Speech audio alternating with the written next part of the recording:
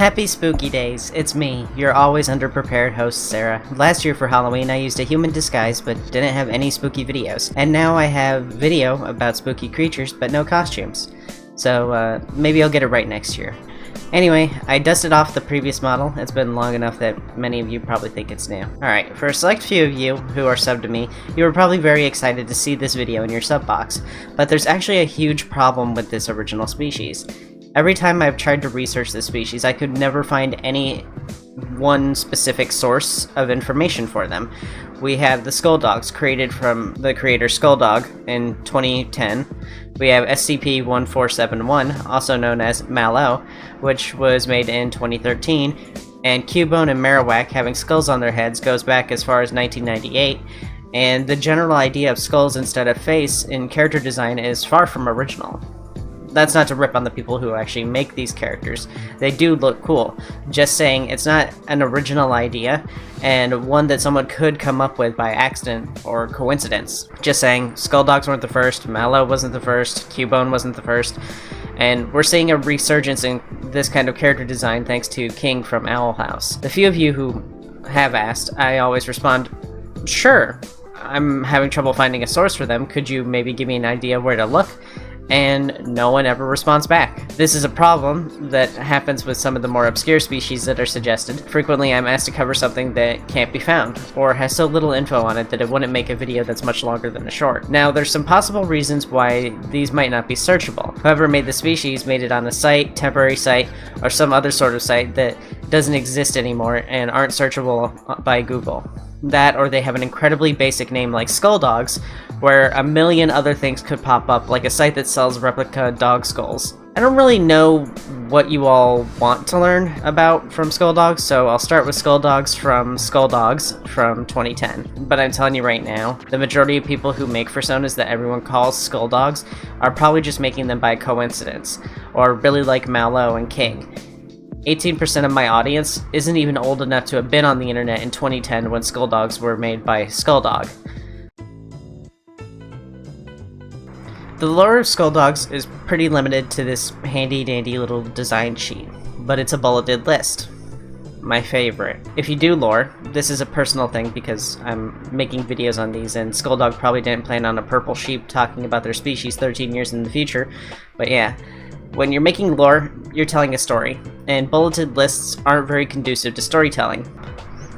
Skulldogs are dog-like creatures with a skull-like face and some glowing aspects. Some are spooky, and some are nice. Regardless, they're protectors looking out for whoever they're charged with protecting or whatever object or ideal they are protecting. Skulldogs can be made in two ways. First gens are made upon their demise. These ones have a stronger drive to protect, and the bond to what they protect are made before their demise. These ones also tend to glow more, and can be any gender or genderless. Non-canons can be reborn as Skulldogs, although it'll be reflected in their design a bit. The second type of Skulldog is second generations onwards, who are created by first-gen Skulldogs. They're made by the concentration of will and positive bonds between two Skulldogs and aren't limited to gender-based pairings. First gens can also breed with second gens to create hybrids, and second gens will inherit traits from their parents and tend to be more free-willed and less likely to guard or watch over something. Sometimes first gens will choose to make them when they don't feel the need to protect their ward as closely any longer. Last little bit is that Skulldogs don't expire from age. Instead, when they choose to expire, they turn to stone, statues, or inanimate objects to continue watching over the things they care about. Howdy gamers, tired of being tired of spending so much money on energy drinks and coffee? Did you know that if you get just one energy drink or coffee a day every day, you're spending $30 or more per week? What if you could spend just that $30 and get the same energy or more without any jitters? Well, you can with Glitch Energy. Glitch Energy is a new energy drink mix that offers the same energy, vitamins, and minerals as companies like W, G Fuel, and GamerSupps for $8 cheaper. And when you use my code, SpaceSheep, at checkout, or my link in the description and comments, you can save an extra 10%. That means you're getting the same energy as competitors for 25% cheaper. The best part is Glitch doesn't sell shaker cups that should come with a sensor bar, so you can take your Glitch cup anywhere without the waitress at Applebee's giving you uncomfortable looks. Glitch even uses vegan and gluten-free ingredients like Cognitique to give you even more energy with less caffeine, so you don't get those high caffeine jitters. And they have a caffeine-free option with their Revive series for those who want to top off their vitamins and rehydrate from a long night of partying or working out. Go to glitchenergy.com and use code SPACESHEEP at checkout to save 10%. Hurry up and check them out, because I could seriously talk about them all day. If you need a flavor recommendation, try Limit Test. It's a mixed berry flavor, and that's always the best flavor. Alright, back to the video. A dog with a skull for a head. Okay, for real this time. Skulldogs have skulls shaped like dog skulls, but you can add attributes from other creatures as long as they're easily recognizable as a dog. They can be stylized or realistic, and they're not made of fixed bone but are instead flexible and capable of expressions. They can also be any color with patterns but are more commonly bone colored. Skulldog eyes will always glow regardless of generation, and their pupils can move and change shape, but they'll never have regular eyes with sclera and irises. Skulldogs have one minimum glow point, in which eyes are the most common, but can be anywhere, even as patterns and markings. They can also be any color and combo color. Your dogger can also have horns, but as they can't be attached to the skull. They can have multiple heads, extra limbs, extra tails, and can also have wings, as long as they still have at least 4 legs. Other than that, they have some no-nos. Odd, non-dog-like skulls are a no-no. No glows is a no-no. Skulls must be the whole head, not a partial covering like a mask. They can't have only 2 legs and must have paw pads and claws, even on anthros. That 2-leg rule and being able to be an anthro kinda conflict, don't they? If you meant the original species covered in 2010, that's it for Skulldogs. But next we have Mallow. SCP-1471, or Mallow, as she's more commonly known as, is an SCP, which stands for Secure, Contain, and Protect, which, if you're in my usual demographic of 18 to 25, you already know what an SCP is. If you're older than that, they're like the Men in Black.